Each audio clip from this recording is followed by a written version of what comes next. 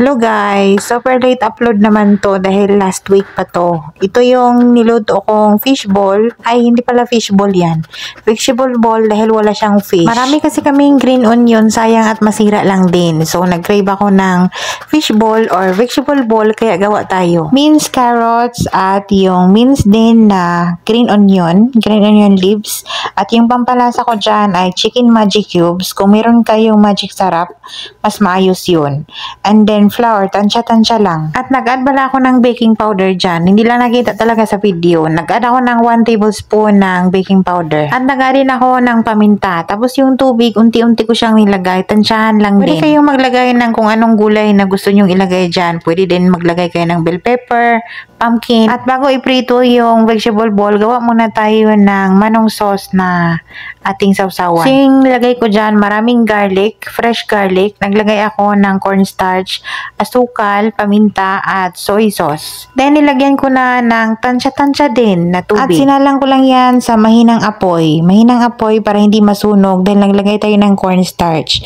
At dapat halu-haluin yan until ganito na yung itsura niya. Glossy na siya. At pwede kayong mag-add ng chili flakes dyan para maanghang-anghang. Sa pagprito ng vegetable balls, malinis na kamay and then ilublob sa tubig para hindi didikit yung mixture. Hindi masyadong bilog yung nagawa ko dyan dahil yung mixture na ginawa ko ay medyo runny pa. Dapat medyo sticky pa dyan. Pwede naman kutsara or kung anong molder na gusto nyo. Tapos, alalay yung apoy dyan. Hindi pwedeng super init para hindi hilaw sa loob. Then, lutuin lang yan until mag-golden brown. Kung meron kayong mga gulay-gulay dyan na hindi nyo alam kung anong gagawin or pasira na, o gawin nyo na to. O, ready na ang ating merienda. Ay, dinner pala namin yan ni Belle. Tapos, syempre, ang ating manong sauce. Kain tayo. Si Belle hindi pa nakarating. Pauwi pa lang sila ng mga... Basta pauwi pa lang sila. Si Belle at yung dalawang alaga naming lalaki ay may football class. Kaya siya yung sumama. Kain tayo.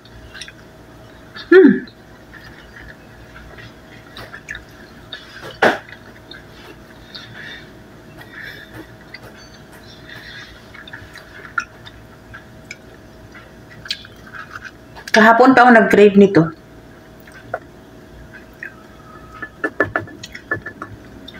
Yan nga. Gusto nyo? Yan nga.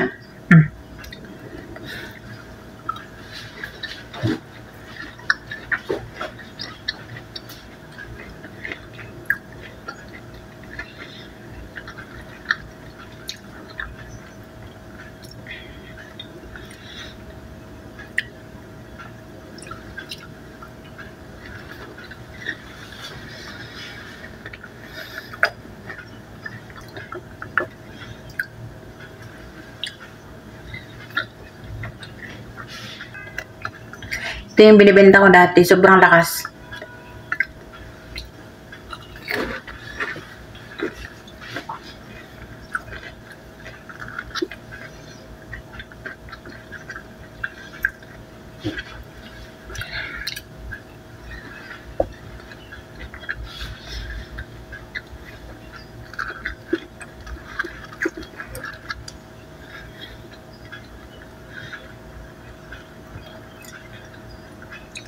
Mahirap siyang pabilugin, kasi bilog, kasi yung mixture ko ay medyo malabnaw.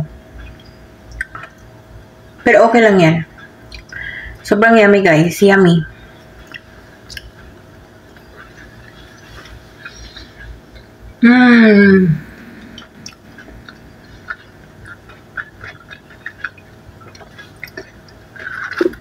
Sarap.